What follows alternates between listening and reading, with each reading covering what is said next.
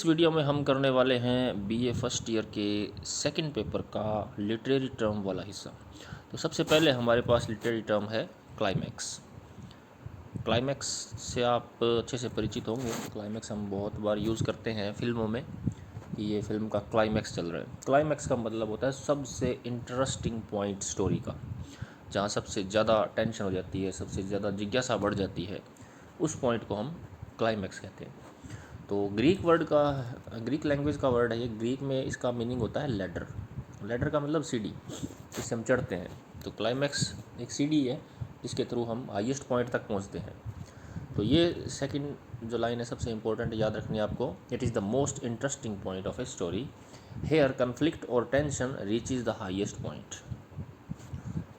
Reaches to the highest point भी लिख सकते हो आप। कन्फ्लिक्ट का मतलब होता है संघर्ष, टेंशन का मतलब होता है तनाव। तो यहाँ कन्फ्लिक्ट और टेंशन जो है अपने हाईएस्ट पॉइंट पर पहुँच जाती है फिल्म में, स्टोरी में, प्ले में, नॉवल में, जहाँ भी। तो वो होता है climax. It is A decisive and turning point. तो ये जो क्लाइमैक्स है डिसाइसिव पॉइंट है। डिसाइसिव का मतलब निर्णयात्मक, जहाँ पे कोई ना कोई डिसीजन होता है। और टर्निंग पॉइंट भी है, सारी चीज़ें बदल जाती हैं। तो एग्जाम्पल के रूप में हम देख सकते हैं, हमने प्ले पढ़ा है एज यू लाइक इट। तो यहाँ पे जब रोजालिंड ऑरलैंडो को प्रॉमिस करती है शादी करने के लिए और फीबी को भी सिल्वियस के लिए एग्री कर लेती है, तो उसको हम क्लाइमैक्स मान सकते हैं। तो कॉमेडी में क्लाइमैक्स थोड़े हल्के होते हैं, ट्रेजिडी में क्लाइमैक्स बहुत ज़्यादा इंटरेस्टिंग, बहुत ज़्यादा टेंशन से भरे हुए होते हैं। ओके, इसमें 2-3 लाइनें ही हैं याद रखने वाली। बाकी अगर थोड़ा बड़ा क्वेश्चन आ जाए तो आप अपनी तरफ से कुछ भी और ऐड कर सकते हो इसके अंदर क्लाइमैक्स को समझाने के लिए। सार ये है, ये ज़रूर लिखना आपको। नेक्स्ट हमारी लिटरेरी टर्म आती है कैटास्ट्रॉफी। कैटास्ट्रॉफी क्या है? It is the final resolution of the story. Climax के बाद कैटास्ट्रॉफी आता है। तो जब सब कुछ सेटल हो जाता है, सब कुछ रिजोल्व हो जाता है, सब आपस में मिल जाते हैं, एंड हो जाता है, रेजोल्यूशन हो जाता है, तो वो कैटास्ट्रॉफी है। It brings a logical end to the story. तो कैटास्ट्रॉफी स्टोरी को एक लॉजिकल एंड तक पहुंचाता है, तर्क संगत समाप्ति। In tragedy it could be the death of hero. Tragedy आपको पता ही है दुखांतिका होती है, उसका एंड दुख में होता है, सब मर जाते हैं। तो ट्रेजिडी में फिर कैटास्ट्रॉफी कैसा होगा? लास्ट में हीरो मर जाएगा। In comedy it could be the union of all the characters. और जो कॉमेडी है उसके अंदर अंत जो होता है वो सुखद होता है, सभी सेटल हो जाते हैं, सभी मिल जाते हैं। तो इसलिए चौथे पॉइंट में ये बताया गया है कि could be the union of all the characters. सभी कैरेक्टर्स की यूनियन हो जाती है, मिल जाते हैं, सेटल हो जाता है सब कुछ। कैटास्ट्रॉफी दो तरह की हो सकती है, सिंपल और कॉम्प्लेक्स। इतना बहुत आपके लिए। आगे आता है मिथ। मिथ एक कल्पनात्मक कहानी होती है जो सदियों से चली आ रही होती है, जो हमें पूर्वजों से सुनने को मिलती है, बहुत पुराने टाइम से लिखी हुई होती है जो, और जिसके राइटर का भी अमूमन पता नहीं होता भी है किसने लिखी है। पता होता भी है, कई बार होता भी नहीं है। उसमें चमत्कारिक चीज़ें होती हैं, भगवान होते हैं, और ऐसे ऐसे कारनामे किए जाते हैं जो आम आदमी के लिए असंभव होते हैं। तो ऐसी स्टोरीज़ को हम मिथ कहते हैं। जैसे आपने कोई सीरियल देखा होगा चंद्रकांता, पहले एक सीरियल आता था। तो चंद्रकांता जो काल्पनिक कहानी है, लेकिन उसमें बहुत बड़े स्केल पर वो कहानी लिखी गई है। उसमें चमत्कार भी होते हैं, भगवान भी होते हैं, राक्षस भी होते हैं। तो ऐसी स्टोरीज़ को हम ज़्यादातर मिथ कह देते हैं, पौराणिक कहानियाँ। तो पढ़ते हैं अपने, इंग्लिश में है मिथ इज़ ए ट्रेडिशनल और लेजेंडरी स्टोरी। तो ये ट्रेडिशनल होती है, परंपरागत रूप से चली आ रही होती है पीढ़ियों से, और लेजेंडरी स्टोरी है। लेजेंडरी का मतलब किसी एक महान व्यक्ति की कहानी बताई जाती है। इट मे बी ट्रू और इमेजिनरी और बोथ। ये सच्ची भी हो सकती है, काल्पनिक भी हो सकती है, या मिश्रण भी हो सकता है, कुछ सच्चाई कुछ काल्पनिक। Okay, generally it includes gods, demi gods, rites, rituals and natural phenomenon and supernatural events. तो इसके अंदर ये चीज़ें होती हैं मिथ के अंदर। क्या क्या? भगवान होते हैं, डेमी गॉड्स, आधे भगवान होते हैं। कुछ लोग ऐसे होते हैं जिनमें चमत्कारिक शक्तियाँ होती हैं, जो भगवान तो नहीं होते लेकिन भगवान तुल्य होते हैं। राइट्स, कुछ इस तरह के कर्मकांड किए जाते हैं, जैसे मंत्र जपना, मंत्र से शक्ति आ जाना, वरदान दे देना, श्राप दे देना, ये राइट्स हो गए। रिचुअल्स हो गए, तरह तरह की जो रीति रिवाज हैं वो अपनाए जाते हैं। नेचुरल फिनोमिनन दिखाए जाते हैं, उसमें प्राकृतिक घटनाएं होती हैं, बड़ी बड़ी तूफान आ गया, भूकंप आ गया, ऐसे सब कुछ चेंज हो गया। सुपर नेचुरल इवेंट्स भी दिखाई जाती है, चमत्कारिक चीज़ें भी दिखाई जाती हैं। तो ये सारी बातें आ गई इसमें। Myth usually features ruling gods, goddesses, deities and heroes having god like qualities. और मिथ के अंदर जो पात्र होते हैं ना, ज़्यादातर ऐसे पात्र होते हैं जो सुपर नेचुरल होते हैं, असीम शक्ति होती है जिनके अंदर। जैसे बाहुबली फिल्म थी, तो बाहुबली में बाहुबली के पास कुछ ज़रूरत से ज़्यादा ही शक्तियाँ थी, तो बाद में धीरे धीरे चल के ये मिथ भी बन सकती है। तो इस तरह से जो हमारे मिथ्स हैं इंडिया के अंदर, रामायण महाभारत और ये चीज़ें, तो ये कुछ सत्य हैं, कुछ इनमें कल्पना का भी मेल हो जाता है। तो ये धीरे धीरे मिथ्स बन जाती है। हमारे जो पुराण हैं, पुरानी कहानियाँ हैं, ये सारी मिथ्स की कैटेगरी में आ जाती हैं। ओके।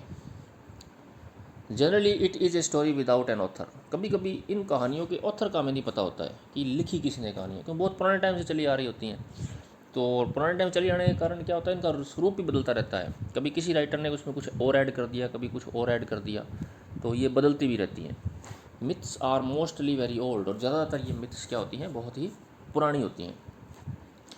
थोड़ा एग्जांपल आप याद रख लेना, पेज भरने के भी काम आएगा और याद रखने में भी इजी है। हरक्यूलियस एंड द लॉयन, आपने हरक्यूलिस का नाम सुना होगा, ये ग्रीस का एक बहुत बड़ा योद्धा था। The birth of Horus, the children of Lir, Valmiki's curse, ये इंडिया में है, कर्स श्राप, Thor's hammers, Theseus and the Minotaur, Isis and Osiris. ये इसमें से दो चार आप याद रख लेना जो याद रखने वाली हों, जो इजीली याद रह जाए। एग्जाम्पल देते थोड़ा इंप्रेशन पड़ता है, एग्जाम्पल से बहुत कुछ क्लियर हो जाता है। अगली लिटरेरी टर्म है fable. Fable means a story.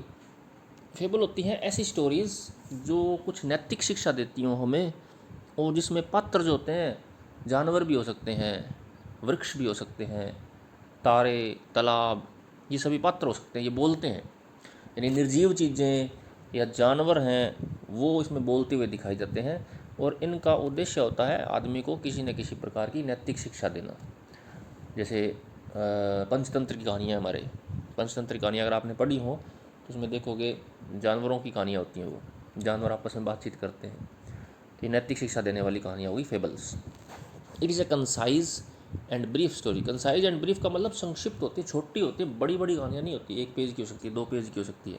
And gives A moral lesson, और हमें नैतिक शिक्षा देती है। It is an animal story. Generally ये एनिमल स्टोरी होती हैं, ज़रूरी नहीं है एनिमल स्टोरी ही हो, पर ज़्यादातर होती हैं। The story is described through animal, plants, forces of nature and other inanimate things.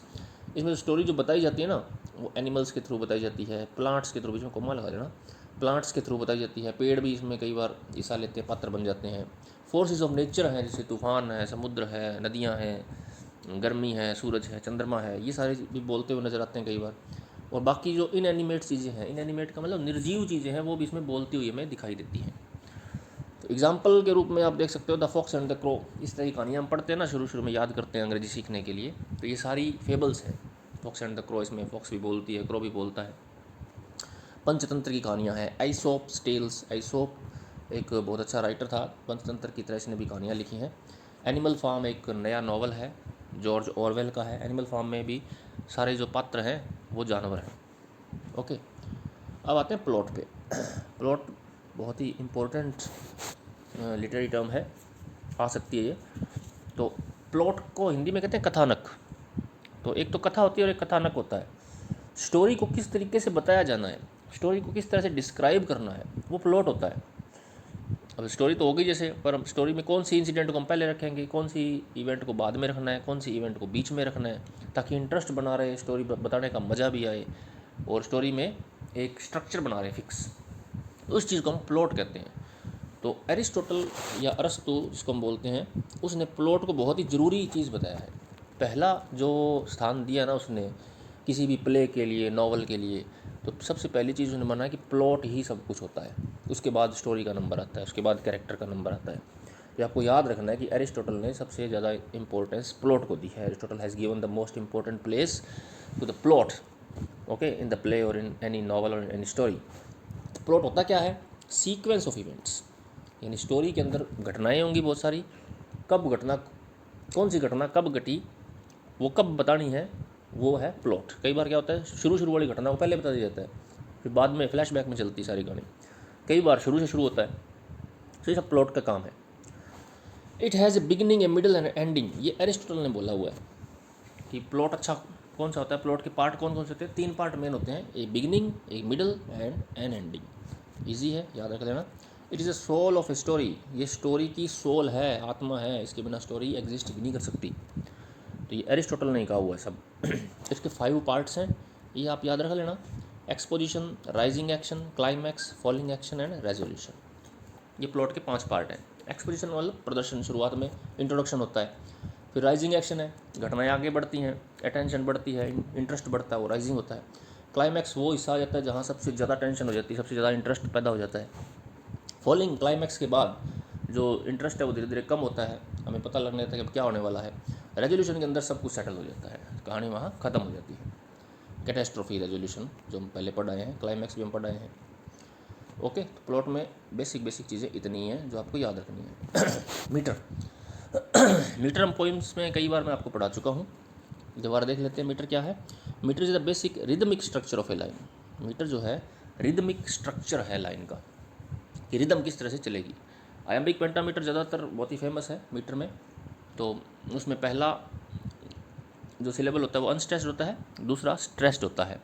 इस तरह से एक जोड़ा होता है सिलेबल का, अनस्ट्रेस्ड स्ट्रेस्ड, फिर वापस अनस्ट्रेस्ड स्ट्रेस्ड, फिर वापस अनस्ट्रेस्ड स्ट्रेस्ड। इस तरह से 5 जोड़े बन जाते हैं अनस्ट्रेस्ड और स्ट्रेस्ड की, इसलिए उसको पेंटामीटर कहते हैं। क्योंकि इसमें 5 जोड़े होते हैं ना, इसलिए उसको पेंटामीटर कहते हैं। एक जोड़े को आप 1 फुट या 1 मीटर कह सकते हो। ओके, तो ये रिदमिक स्ट्रक्चर हो गया। जो आयाम्बिक पेंटामीटर ना, उसका रिदमिक स्ट्रक्चर होता है डडम डडम डडम डडम डडम। इस तरह से रिदम चलती है, रिदम बोलते हैं इसको, ताल को। तो ये मीटर का काम होता है। डडम है, ये रिदम है, डडम डडम, पहला अनस्ट्रेस्ड फिर स्ट्रेस्ड। इसका उल्टा भी हो सकता है, डम डा, डम डडम डडम डडम डा। ठीक है, तो ये आयाम्बिक का उल्टा हो गया, इसको ट्रॉकी बोल देते हैं। तो पहली लाइन आपको बहुत अच्छे से याद रख लेनी है कि मीटर क्या है, बेसिक रिदमिक स्ट्रक्चर। ये 3 वर्ड याद रख लेना। Metre is the basic rhythmic structure of a line. आगे है, it has a fixed number of syllables. तो सारी कहानी सिलेबल्स की होती है लाइन में। सिलेबल होता है प्रोनाउंसिएशन की वो यूनिट जिसको हम एक बार में प्रोनाउंस कर सकते हैं। तो इसमें सिलेबल जो है वो फिक्स होते हैं मीटर के अंदर। जैसे अभी मैंने उदाहरण दिया आयम्बिक पेंटामीटर का, डडम, तो इसमें 2 सिलेबल हो गए, पहला अनस्ट्रेस्ड हो गया, दूसरा स्ट्रेस्ड, ड डम ड डम, इस तरह से वैसे 5 होंगे। And a fixed stressing pattern, और एक स्ट्रेसिंग पैटर्न है जो फिक्स होता है। जैसे मैंने अभी बताया डडम, पहला अनस्ट्रेस्ड दूसरा स्ट्रेस्ड, तो ये पैटर्न चलता रहेगा। ऐसे 5 होंगे, अनस्ट्रेस्ड स्ट्रेस्ड अनस्ट्रेस्ड स्ट्रेस्ड, इस तरह से 5 होंगे। The most famous metre is iambic pentameter. सबसे फेमस आयम्बिक पेंटामीटर है। बहुत सारे प्लेज, बहुत सारी पोइम्स इंग्लिश लिटरेचर में आयम्बिक पेंटामीटर में लिखी गई हैं। आयम्बिक पेंटामीटर में क्या होते हैं, 10 सिलेबल होते हैं, वो 5 जोड़ों में बंटे होते हैं, उनको 5 फीट कह देते हैं। उनका पैटर्न होता है अनस्ट्रेस्ड और स्ट्रेस्ड। ओके, अब मीटर जो है, जैसे मैंने आयम्बिक बताया, उसकी अलावा भी और कई तरह के होते हैं, जैसे ट्रॉकी, स्पॉन्डी, डैक्टेलिक और एनापेस्ट। इनका पैटर्न अलग अलग होता है। जैसे आयम्बिक पैटर्न है अनस्ट्रेस्ड स्ट्रेस्ड, ट्रॉकी का हो गया स्ट्रेस्ड अनस्ट्रेस्ड। इतना याद रखने की जरूरत नहीं है, आप सिर्फ नाम याद रख लेना। ये the repetition of metrical feet in a line of poetry create poetic metre. तो इसमें रेपिटेशन होती है, जैसे अनस्ट्रेस्ड स्ट्रेस्ड था पहले, दोबारा फिर आ गया अनस्ट्रेस्ड स्ट्रेस्ड, फिर आ गया अनस्ट्रेस्ड स्ट्रेस्ड, ये रेपिटेशन हो गया मेट्रिकल फीट का। तो इससे पोइटिक मीटर क्रिएट होता है। और ये जो मीटर हैं, ये इसको हम लंबाई के आधार पे, लाइन की लंबाई के आधार पे इतने भागों में बांट सकते हैं। जैसे इसमें 1 फुट है, जैसे डडम एक ही है, तो ये मोनोमीटर हो गया। 2 फीट है यानी 2 फीट है, यानी 2 जोड़े हैं, डडम डडम, तो ये डायमीटर यानी 2 मीटर का बड़ा हो गया। 3 फीट है तो ट्राईमीटर हो गया, डडम डडम डडम, 3 हो गया। 4 हो गया तो टेट्रा, 5 हो गया तो पेंटा, 6 हो गया तो हेक्सा, 7 हो गया तो हेप्टा, 8 हो गया तो ऑक्टामीटर। तो बहुत ही ईजी है याद रखने के लिए आपको, और इससे आप पेज भी अच्छे खासे भर सकते हो। एक पेज आराम से चला जाएगा, कुछ करना भी नहीं है। ओके, एग्जाम्पल जरूर लिख के आना मीटर में, और ये एग्जाम्पल याद रख लेना, shall I compare thee to a summer's day, ये आयम्बिक पेंटामीटर का है एग्जाम्पल। ठीक है, आयम्बिक ट्राईमीटर का, जिसमें 3 जोड़े होंगे, द इट्सी बिट्सी स्पाइडर, इसमें 3 है। I wandered lonely as a cloud, इसमें 4 है। तो ये 4 का, ये 3 का और ये 5 का, और हैं सारे आयम्बिक ही, कोई ट्रॉकी या कोई अनापेश डैक्टेलिक नहीं है, सारे आयम्बिक है। इसमें ज़्यादातर आयम्बिक में ही लिखी गई है इंग्लिश लिटरेचर। ओके, इतना याद कर लेना, बहुत आपके लिए आगे है। सोलिलिके, सोलिलिके होती है सिंगल पर्सन की स्पीच। जब नाटक हो रहा होता है स्टेज के ऊपर, तो कभी कभी कोई कैरेक्टर जो है वो सोलिलिके बोलता है। सोलिलिके का मतलब वो जो बोलता है ना, वो सिर्फ ऑडियंस के लिए होता है। आसपास जो खड़े अन्य पात्र जो होते हैं ना, वो उसको सुनते नहीं हैं, यानी प्ले में नहीं सुनते हैं। ऐसे तो उनके कान है, सुन तो रही हैं, लेकिन एक्टिंग वो इस तरह करते हैं कि वो उस चीज़ से अनजान है। वो सिर्फ हमें बता रहा है, ऑडियंस को बता रहा है कि उसके इंटेंशन क्या है। जैसे कोई विलन है मान लो, और वो मन ही मन कुछ गलत करने की सोच रहा है, और ऑडियंस को भी वो पता लगना चाहिए भी विलन के मन में क्या चल रहा है, तो फिर वो सोलिलिके का सहारा लेता है, वो सोलिलिके बोलता है, तो उससे ऑडियंस को पता लग जाता है कि इसके दिमाग में क्या चल रहा है। लेकिन आसपास जो खड़े कैरेक्टर हैं उनको कुछ नहीं पता लगता। तो ये मन की बात होगी एक तरह से। तो it is a speech spoken by a single character in a play. Soliloquy का मतलब ही सिंगल है, सोलिलिके सिंगल से बना हुआ है। तो स्पीच ऐसी जो सिंगल कैरेक्टर बोलता है प्ले के अंदर। It is use to express inner thoughts and feelings of the character. तो ये सोलिलिके कब यूज़ किया जाता है? जब नाटककार को किसी एक कैरेक्टर के इनर थॉट्स बताने हो कि उसके दिमाग में क्या चल रहा है, इनर फीलिंग्स क्या है उसकी, तब सोलिलिके बोला जाता है। It is not heard by the other characters of the play. दूसरी बात ये कि जो दूसरे कैरेक्टर खड़े हैं आसपास, वो इसको सुनते नहीं है, या इस तरह की एक्टिंग करनी होती है उनको कि उन्होंने कुछ सुना नहीं। हैमलेट का अगर आपने प्ले पढ़ा हो तो उसमें हैमलेट एक कविता बोलता है, टू बी और नॉट टू बी। तो इसको एक परफेक्ट एग्जाम्पल माना जाता है सोलिलिके का। एग्जाम्पल आपको जरूर याद रखना है, बहुत इंप्रेशन पड़ता है जब एग्जाम्पल देते हो आप। कई बार एग्जाम्पल से ही सारी बातें क्लियर हो जाती हैं। It reveals the characters state of mind. इसमें अपोस्ट्रोफी लगेगा, कैरेक्टर्स स्टेट ऑफ माइंड। यह सोलिलिके जो है वो कैरेक्टर के स्टेट ऑफ माइंड को रिवील करता है, यानी कैरेक्टर के दिमाग की स्थिति कैसी है, क्या सोच रहा है वो, उसके इंटेंशन किस तरह के हैं, उन चीज़ों को रिवील करता है, यानी उजागर करता है। आगे नेक्स्ट और लास्ट है असाइड। असाइड क्या है? ये एक छोटी सी स्पीच है या कमेंट है जो एक कैरेक्टर सीधा सीधा ऑडियंस को बताता है। तो कभी कभी नाटक को आगे चलाने के लिए ऑडियंस को कुछ बताना पड़ता है कि अब ये होगा, अब ये होगा, तो वो जो है उस चीज़ को हम असाइड कहते हैं। फिल्मों के अंदर भी आपने देखा होगा, कई बार पीछे से कोई बोलता रहता है, ये हो गया, वो हो गया, आगे इस तरह से होगा, आगे उस तरह से होगा, ताकि जो उसका फ्लो है वो बना रहे। Other characters on the stage do not here it. तो जब किसी मंच पे कोई असाइड कर रहा है, कोई हमें बता रहा है ऑडियंस को कोई चीज़ कि अब क्या होने वाला है, तो बाकी कैरेक्टर खड़े होते हैं, लेकिन वो इस तरह की एक्टिंग करनी होती है उनको कि वो कुछ नहीं सुन रहे। Through aside a character comments on what is happening in the play. तो असाइड का काम यही है कि वो बता देता है कि प्ले में अब क्या होने वाला है। कुछ चीज़ें, कुछ घटनाएं ऐसी होती हैं जिनको बताकर ही एक्सप्रेस किया जा सकता है, उनको करके नहीं किया जा सकता, मंचित एक्टिंग करके नहीं बताया जा सकता। कई बार स्टोरी को जल्दी जल्दी आगे बढ़ाना होता है ना, तो हमें कुछ ना कुछ उनको डायरेक्टली बताना पड़ता है। Aside is a shorter comment while soliloquy is a longer speech. अगर अंतर थोड़ा सा आपको जानना हो कि सोलिलिके और इसमें अंतर क्या है साइड में, तो असाइड छोटी होती है, सोलिलिके लंबी हो सकती है। असाइड रिवील करती है हिडन सीक्रेट्स और judgments where the soliloquy reveals motives, inner thoughts और internal struggles going on in the mind of character. यानी सोलिलिके जो है वो कैरेक्टर की इनर स्ट्रगल और उसकी इनर फीलिंग्स को बताता है। असाइड जो है वो पूरे प्ले के बारे में बताता है, प्ले में जो हिडन सीक्रेट्स चल रहे हैं, जजमेंट्स चल रही हैं, पूरे प्ले में क्या हो रहा है वो बताता है। और सोलिलिके जो कैरेक्टर बोल रहा है सिर्फ उसी की मनस्थिति को, उसी के इंटरनल स्ट्रगल को वो बताता है। ओके, तो लिटरेरी टर्म्स आपके इतने ही हैं पेपर सेकंड के अंदर। तो उम्मीद करता हूँ आपको अच्छे लगे होंगे। ये सारे पॉइंट्स आप याद कर लेना, कुछ भी आए ये ज़रूर लिख के आना, आपके मार्क्स अच्छे ज़रूर आएंगे। दूसरी बात जो मैं हमेशा कहता हूँ, कोई भी क्वेश्चन आपको छोड़ना नहीं है, कुछ ना कुछ लिख के ज़रूर आना है, भले ही कुछ आए ना आए। अगर नहीं आता है तो उस लेसन से संबंधित जो भी याद किया वो लिख दो आप। नंबर 2, राइटिंग बहुत ही अच्छी करनी है, जितनी अच्छी आप कर सकते हो। हेडिंग्स जरूर बनानी है। हेडिंग्स के लिए आप ब्लैक पेन का यूज़ कर सकते हो। हेडिंग्स को अंडरलाइन करना है। हेडिंग्स के बाद जो एक लाइन छोड़ करके पैरा शुरू करना है। ओके, और 5 मिनट जरूर रिजर्व रखिए लास्ट में सारे पेपर को रिवाइज़ करने के लिए। बहुत सारी मिस्टेक्स हो जाती हैं हमसे लिखते टाइम, वो जब हम दोबारा पढ़ते हैं तब हमें पता लगता है। ओके, ये इतनी बातें ज़रूर ध्यान रखिए, बहुत अच्छे नंबर आएंगे आपके, no doubt. Okay, goodbye, good luck.